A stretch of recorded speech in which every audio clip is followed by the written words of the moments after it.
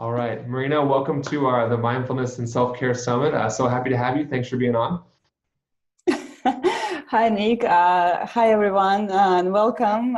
Thank you so much for inviting me here. I'm so excited to participate in this summit, and because this is so in line with my mission, and I really hope that you guys will be able to listen to this information and then implement this in your daily life.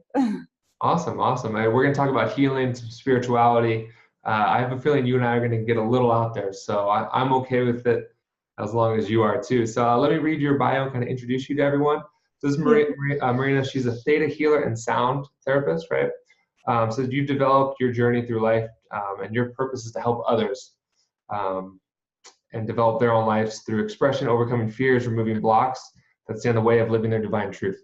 Your commitment is to help your clients develop the mindset to attract love, light, and joy into their lives. I think that's beautiful. That's so perfect.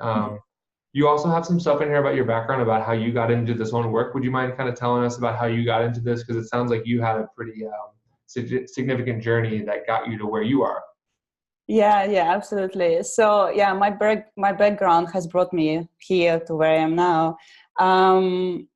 At some point, I was quite stagnant and stuck, and I was battling my financial career, my corporate career as an auditor, and I always felt that there was something bigger for me than just preparing an audit report for the shareholders. And I felt that this should be something that would bring real impact, the real value to people, and I really wanted people to discover their own happiness. But first I needed to discover mine. So it's been a long journey with many ups and downs. But I'm quite proud of myself that I actually had courage to face my deepest fears, my limiting beliefs, and all my emotions and clear them out, so that this actually enabled me to overcome multiple challenges in my life. And here I am now, but I've been there and I know how hard this can be. And that's why I'm really passionate about it now, and want to be an example for people. I want to show them that there's another way of living their life, and inspire them for big transformations. Awesome. So what I'm finding interesting through this process of interviewing all these different experts is everyone I've interviewed so far has said almost exactly what you've said, of that you want to be an inspiration, an example of a way that you can live your life differently, that doesn't have to look like what all of society is doing. Yeah, absolutely. It's so cool that as entrepreneurs, we're kind of leading that path of you can do it differently. I came from the corporate world too, and I was so stressed and miserable that that's Really? how I got into yoga and meditation, a decade ago, because I was so lost and unhappy. So it sounds like you and I have a similar, not the same, but a similar kind of portal into the self-help and self-healing modality. And what you said about finding your own happiness first before you could help others be happy, I think that's just beautifully said. So did you have anything happen that kind of woke you up and kind of got you from the corporate world to work to living a freer life? Because I know that can be really scary for a lot of people. It's how they make that jump. So do you have anything to share around that? Oh, absolutely. For many years, I couldn't actually make the step, because I had so many fears. You just can't imagine. And I think that, yeah, something really beautiful happened, because I've been in this healing journey for many years, and I was practicing sound healing and theta healing while I was working as an auditor. And, this was like a double life. It was just awful.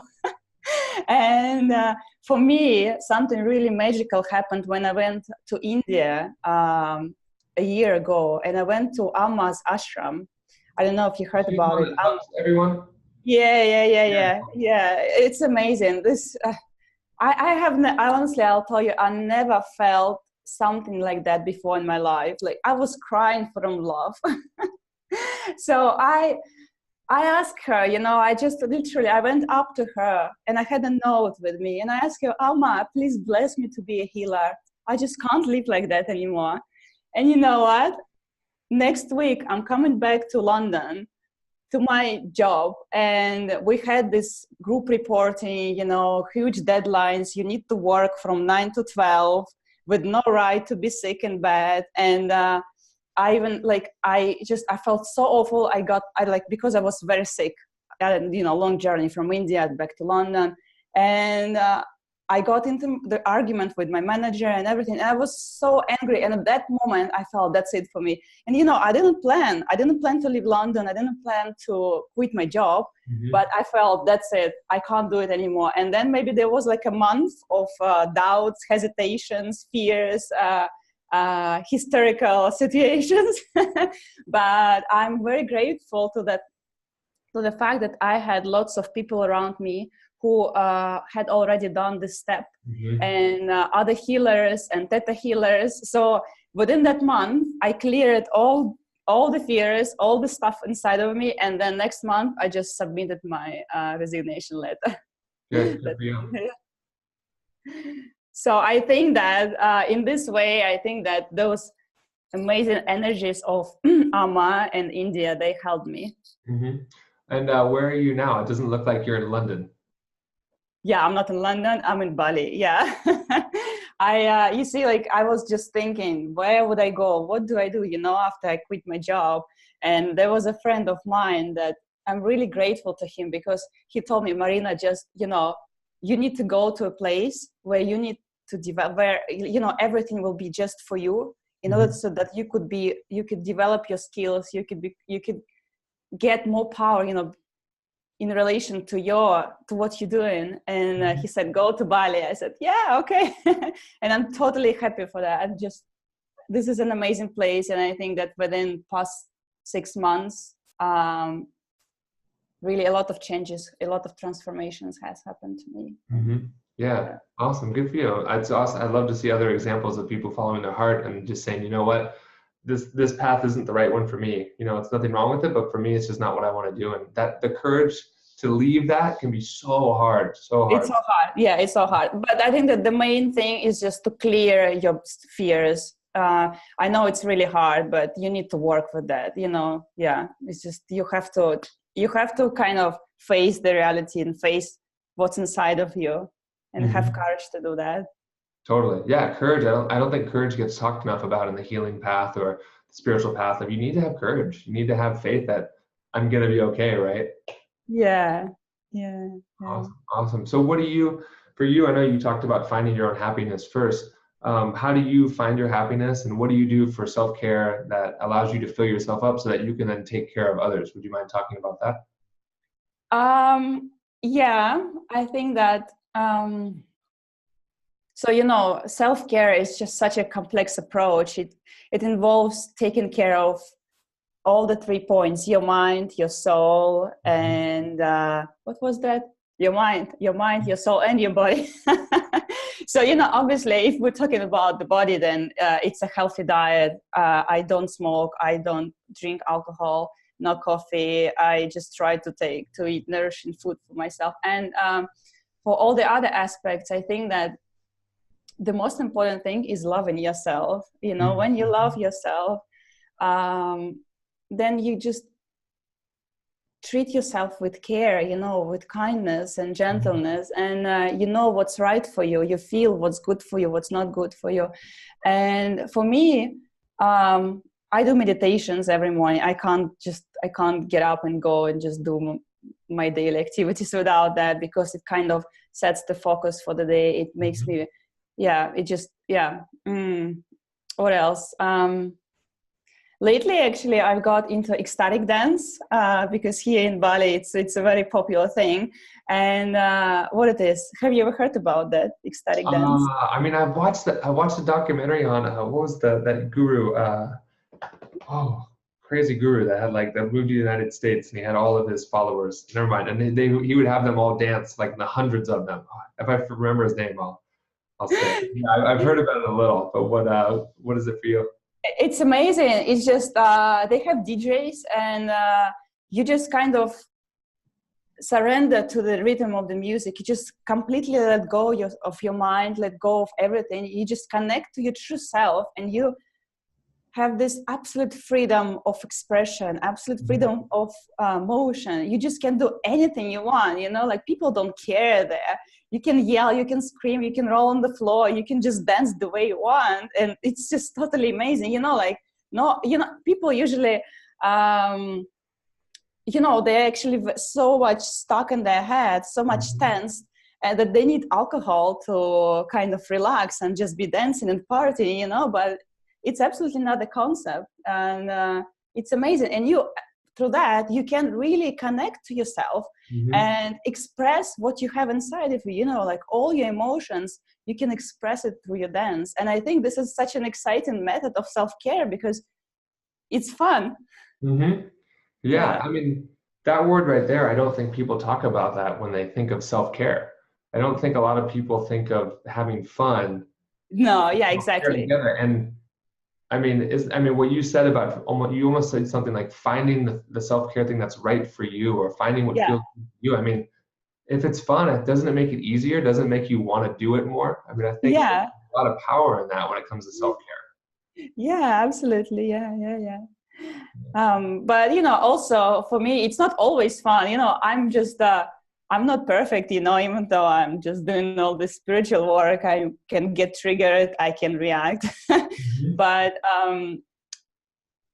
I always try to get to the bottom of the problem, like what's going on, what do I need to clear, like what's inside of me that causes this thing. Like I just I always want to get better, in what I'm doing, better as a person. I just want to, because I want to be an example, and I want to be a better person, and just be the best version of myself. So that's why it's important for me to take care also what's going on inside of me.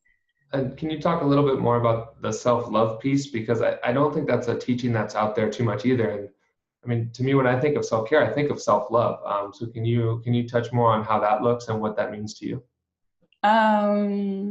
Right. I think that self-love encompasses so many things. And first of all, this is a feeling of worthiness, when you know that you're good enough, that you're worthy inside, when your worthiness doesn't depend on external circumstances, on other people, whatever they tell you, or whether they do something or don't do something, you always know that you are good enough. You deserve to be happy. You deserve to feel joy and pleasure in life. When you allow joy and pleasure in life, I think it's also about healthy boundaries with others. When you know how to say no to people without fear of being abandoned or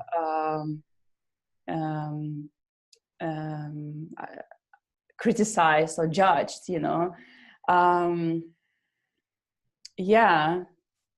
I think that this is mainly it. It has a lot to do with self-worthiness. Yeah, and I mean that piece of not putting your worth in the external, right? Not having to do things or prove to other people. I mean, that's so beautifully said. That's kind of a knowingness, right? Of I'm worth it, I deserve it, I love myself, and if someone doesn't love me, that's okay. Like that's their opinion, but it doesn't change how I feel about myself. I love that message. Yeah. Cool. See, I told you we get all spiritual and start to talk about feelings. Sweet. So why don't you tell us about your topic of evolution through love rather than pain? Because it's sounding to me like you're kind of a love specialist. Like this is when I asked you about love, you kind of brightened up.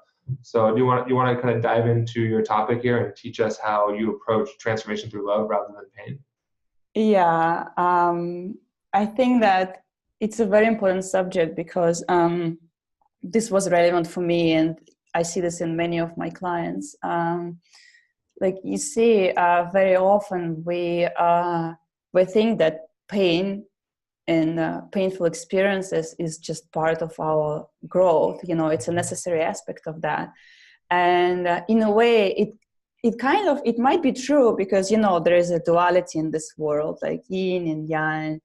But it's very important, not to get stuck in that. On one hand, we can't really understand what true happiness is if you don't know what pain is. Yeah, but let's say you know, like you can have this kind of life when one day is just truly amazing and awesome, and next day is just horrible and awful, you know, and you think, well, this is life, you know, but in fact, no, I think that you don't need to feel pain in life in order to get by, in order to grow. And, you know, like, have you ever heard this motto, no pain, no gain? Mm-hmm.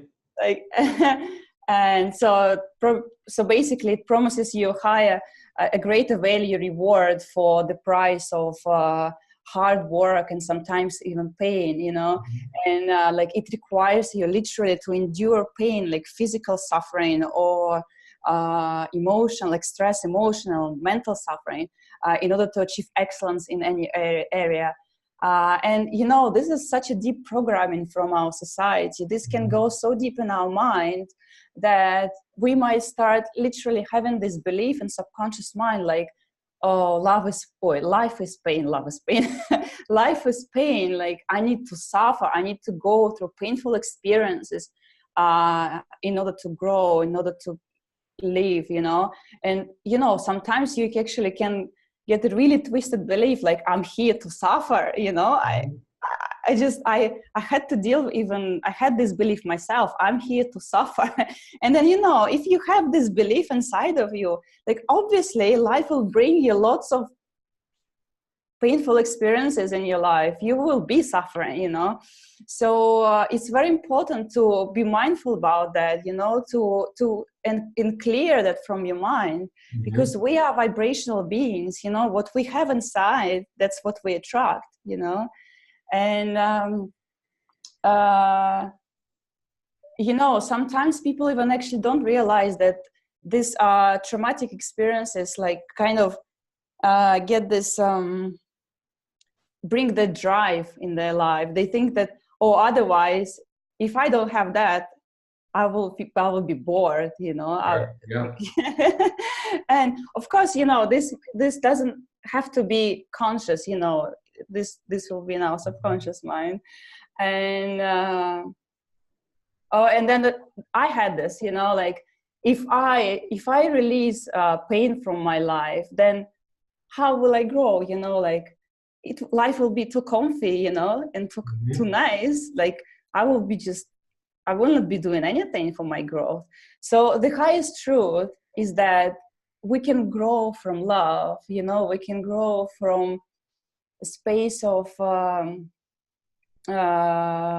love and curiosity, you know. Like when we see that we here kind of playing roles in this life, you know, it's just sort of a game, and like you develop out of playfulness, you know. You can just and it's your choice. And yeah, you don't need to suffer at all. Like, you know, like there's I think that all of us know this sort of people when you meet them, they just start competing on like who's got the worst case, you know. Yeah, Like I mean I think that's kind of what 2018 has been this year, at least in the United States. It's like kind of like who's suffering more, you know, who's more oppressed. It's like we're all in pain. There's no monopoly on it, right? And it's the contest of, well, I'm in more pain than you, because it's like, oh gosh, can we get rid of that one? Can we replace it with something else? Totally, I hear it all the time. Yeah. Yeah. But then, you know, it's like a competition, like who's got the worst case, you know. And like, seriously, do you want to win that? Yeah, why do you want to win that? That's a great question. Here's your trophy. You're in the most pain. Yeah. So no, and I think that this is a really partially conscious decision. Like you choose to be happy, you choose to think positive, you just stop complaining, you just don't complain anymore. I actually don't even surround yourself with people who complain, because this affects your energy field. You know, like you just meet those people, and then you just feel like you're like, oh, you know, like you just feel that you want to complain yourself, you know. After that, you just be mindful. It's important to be mindful about your surroundings, you know, of people that you communicate with. Totally, I'm with you on all that. I mean, like attracts like. And Yeah. I think whoever vibration is stronger, they're the ones that's going to kind of control the situation or control the energy. So if you can elevate yours, right, you can help everyone have Yeah. a freer life. So how do you use love to transform that? If you're saying we don't need to use pain, how do you then use love? How does that work? I think that for me, from my experience, it's really important to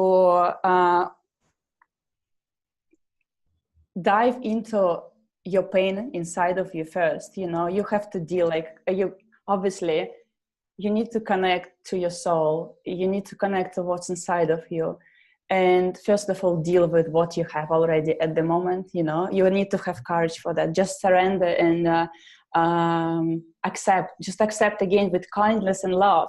Just accept yourself and all your feelings, and then you deal with them. You let them go. I mean, there are many ways of how to deal with your painful feelings, painful emotions. Like, you need to see what the situation was teaching you. You need to see what was the lesson, and you need to learn the lesson. You need to know what benefits, how it was serving you. You need to stop that benefit that the situation was bringing you, and then you just let go all this pain. So you need to clear the pain first, and then you feel it in with love. You feel it in with the love from the source. You start loving yourself. You start receiving this love from the source. Then you open your heart to be able to receive love from others and to give this love to others. And then you start vibrating at the level of love. So when you vibrate at the level of love, you bring love back. Mm-hmm. The universe brings love to you. The universe brings you happy experiences, joyful experience. You don't have to go through trauma anymore. You don't need to create drama in your life anymore, because you are already at the level of love. It's almost like, I think you're saying, like, don't go try to make love, or don't go try to make happiness. Be happiness, be love, and then Yeah. that's what you will experience. Yes, absolutely. You need to feel it inside of you first in Mm-hmm. order to attract something you want from life. Mm-hmm. You need to radiate love already. Like, you need to be able to show this and share your love Yeah. first. Can you talk then about the theta work that you do, and then how that can help create this and how you can use it as a tool? Well, yeah, in Theta Healing, we work with subconscious mind through divine energy, universal intelligence, creator, whatever you want to call this. So Theta Healing is the energy healing modality, and it allows the practitioner to go up and connect to this source, to divine energy, and kind of get guidance on what's going on with the client, see the reason of the issue, and see the beliefs that they're currently running inside of them, and then instantly change them. And through that, they change their beliefs, they change their behavior, their actions change, and as a result of that, their life change. Mm-hmm. So this is how it works. Cool. I had someone ask me yesterday. They said, do you believe that we can change our beliefs? And I Yeah, thought, absolutely. and I said in front of 100 people, I said, I wouldn't be up here talking if I didn't believe that. Yeah. But I think it was such an interesting question that people honestly believe that they can't change the way that they think. They can't change the way that they see the world, which then locks them into the same result. I think that, when people believe that they can't change it, there's some sort of resistance, because, our current situation, even though we might not be happy with it, it serves you. It brings you benefits. And there's a lot of fear also to dive into the true self, or what's going on inside of you. And I think that in order to start doing this work, like this transformational work, you need to make a choice that you are doing this. You are going to dive into that completely and fully. You're going to dedicate yourself to that. And only through that, you actually can achieve results. Yeah. And I mean, I don't think that gets talked about enough either. You need to commit to Yeah, what you're going to do, and have yeah, and be fearless, right? And have a sense of like of faith. It's going to be okay. yeah. And to learn from everything, I think is a beautiful teaching in itself. I think that there's something that I realized just recently, because I had these experiences here in Bali, and because I also had fears, and what I realized is that our soul is just eternal. Hmm. There's absolutely nothing that can happen to us, to our soul. It's just absolutely nothing, and you are safe, and the universe will not even bring you anything that you are not able to deal with. Hmm. You will always be able to go through anything, and Yeah. this realization excuse me, just kind of dissolves all the fears, Hmm. all the insecurities. Yeah. Yeah. And doesn't mean the universe isn't going to challenge you, right? But it Yeah. definitely will. It's not going to give you more than you can handle, which No, it's not going to give you no. Yeah. I agree. I totally agree. Because I really love your teachings. They're beautiful. And then, it sounds like you're talking a lot about self-love and a lot about non-judgment and understanding that it's all happening for a reason. So I love it. I think it's super cool. Uh, do you have any other tips, any other kind of takeaways before we wrap up that you want us to get before we say goodbye? Yeah, I think that I would like to mention a few things about self-care and mindfulness, which Sure. can be quite useful. So when you do self-care, and actually, I think it's not even just about self-care, it's just generally when you're trying to make any decisions in life. So you need to always listen to your body, because your body knows it, your body knows it all. So you can kind of tap into that thought of what you want to do, or what like, or any maybe even a method of self-care, and you just kind of feel how your body responds. So Hmm. if your body opens up, if your heart opens up, you can kind of feel this expansion, then this is for you, this is right for you. If your body kind of shrinks and closes down, then this means that you shouldn't do this is not yours. And yeah, so self-care must come from a place of love, but like, you need to be kind to yourself. This means that you just don't need to start suddenly practice yoga or physical exercises like 2 hours a day on a daily basis, or like Hmm. go on a 10-day silent meditation retreat with zero meditation experience, because this is just not even healthy, and it's not gonna work. You just not gonna do it. You will do it maybe for 1 week, for 2 weeks, that's it. So I think that this is important, very important, to start slowly, just spend maybe a couple of minutes at least, Yeah. do a little meditation, just connect to yourself, on a daily basis. Just do I don't know, exercises for 10 minutes, and gradually you will start feeling that actually you want to increase your time, you want to dedicate more to this. And um and uh, when self-care doesn't happen for you, like sometimes we buy this membership in the gym, but we actually never managed to get there. Yeah. uh, so you actually can explore what kind of beliefs again you hold in your mind, because something might be blocking you from doing self-care, from taking care of yourself, and this actually might be the belief that you are not worthy of that, Yeah. That's that the, yeah. you don't deserve that, like, Mhm. or like, if I will start taking care of myself, I will be selfish, or if I'm selfish, people will abandon me, so you just like, our Yeah. mind is really twisted. And yeah, so if self-care doesn't happen for you, just try to explore what's going on inside of your subconscious Yeah. mind.